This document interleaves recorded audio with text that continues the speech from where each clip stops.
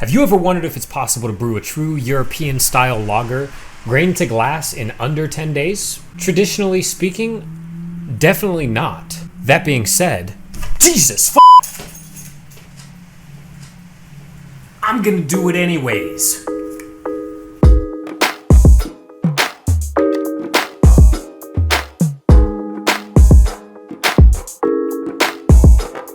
What's going on, everyone? You're watching the Wolf King Brewing YouTube channel. I am Liam Wynn, your host, and we are here today with the second episode, the second installment in the 10-Day Brews series. Now, this is one that I am particularly excited about because this is something that I've wanted to experiment with for a while. We're going to try to brew a true European-style Pilsner, grain to glass, in 10 days or less.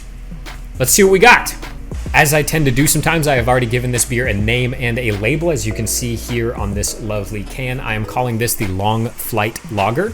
Now, it has this name because, European-style Pilsners are shipped here overseas. So we get the old stuff. So that being said, if you want fresh European-style Pilsner, you gotta take a long flight to Europe. Well, not if you brew it at home. So first, I want to do my best to define the style so that you guys understand exactly what it is that I'm trying to make in terms of a European-style Pilsner. It's a very generic, style.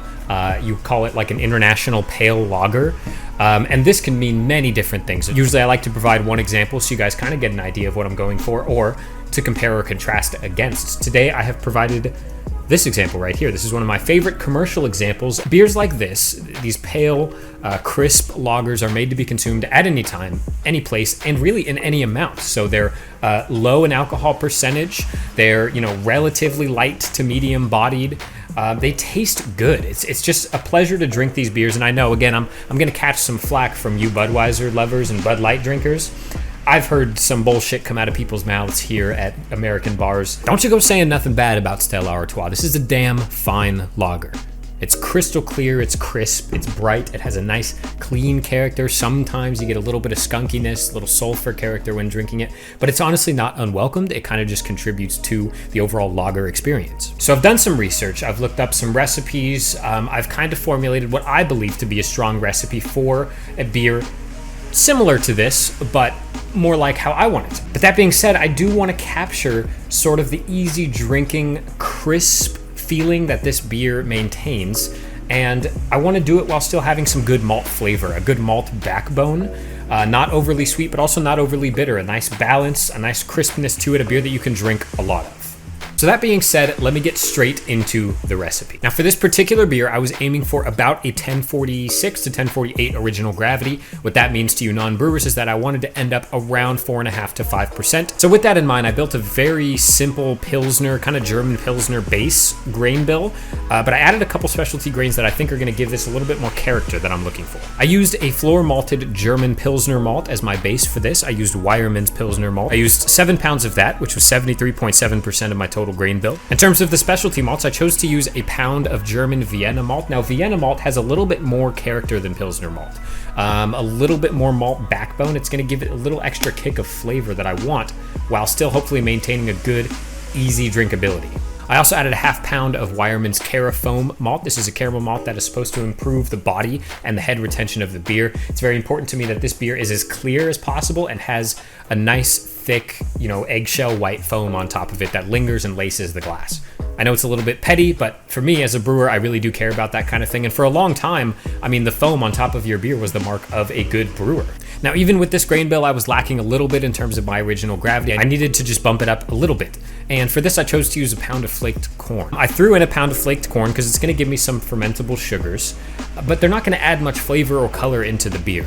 Really, it's going to help me keep kind of the body and flavor profile that I want, keep things on the lighter side while still maintaining a nice malt richness without being overly sweet. So that's my 9.5 pound grain bill, and it really is a delicate balance when it comes to Pilsner beer. Because this is such a clean beer, no phenols, no fruity flavors, no esters, there's no dry hop additions, at least that I'm doing to this particular beer. There's nothing to hide behind. So any imperfections in my process or my grain bill are going to shine very brightly when drinking the finished product, because again, it's very simple, very clean, so anything wrong is going to stand out like a sore thumb. And that, of course, is always the challenge for homebrewers brewing lagers at home.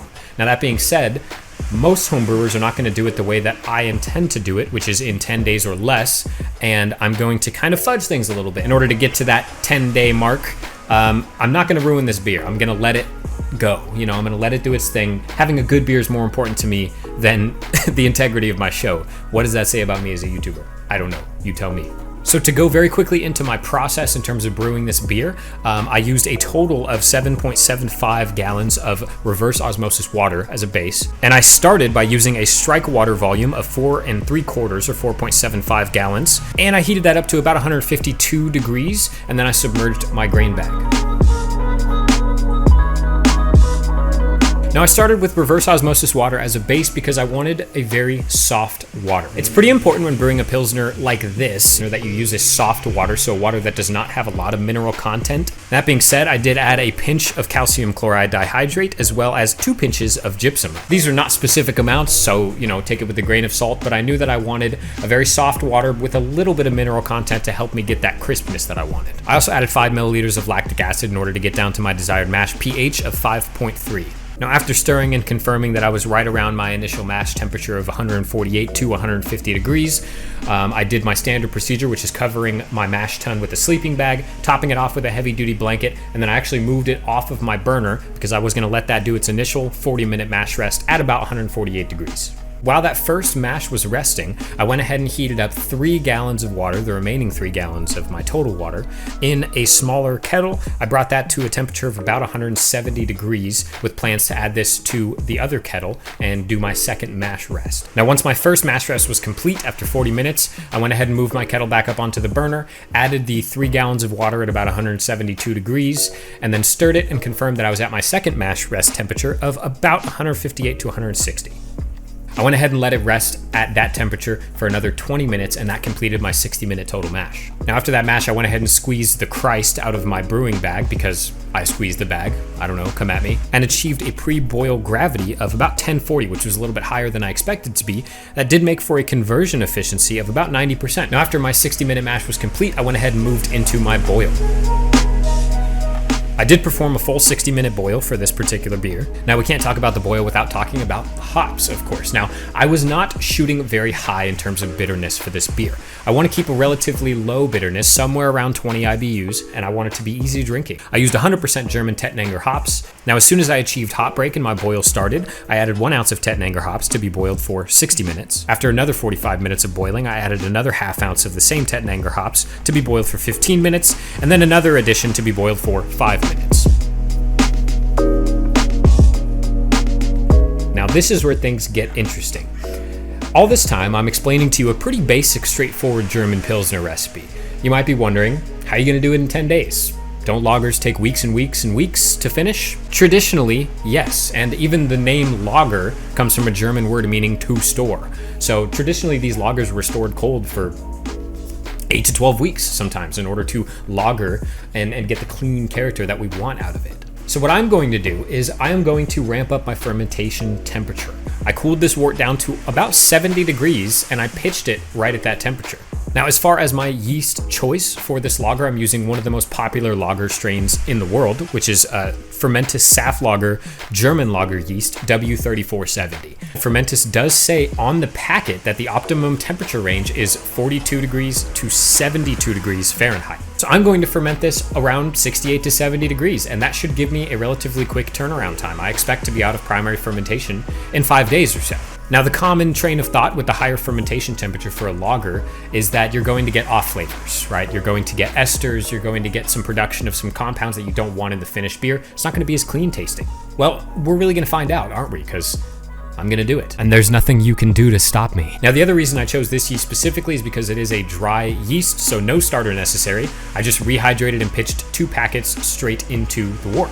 That being said, I did also add half of a Whirlfloc tablet to the last 5 minutes of my boil. And I gotta say, even just the wort as it was starting to stratify in the kettle was extremely clear. I saw it running off into the fermenter and I could put my hand behind it and almost see through it completely. So I do think that clarity will actually not be too much of a problem with this yeast and for this particular recipe. After the wort had been collected into my fermenter, I had a volume of about 5.8 gallons going into the fermenter. I also had an original gravity of about 1048.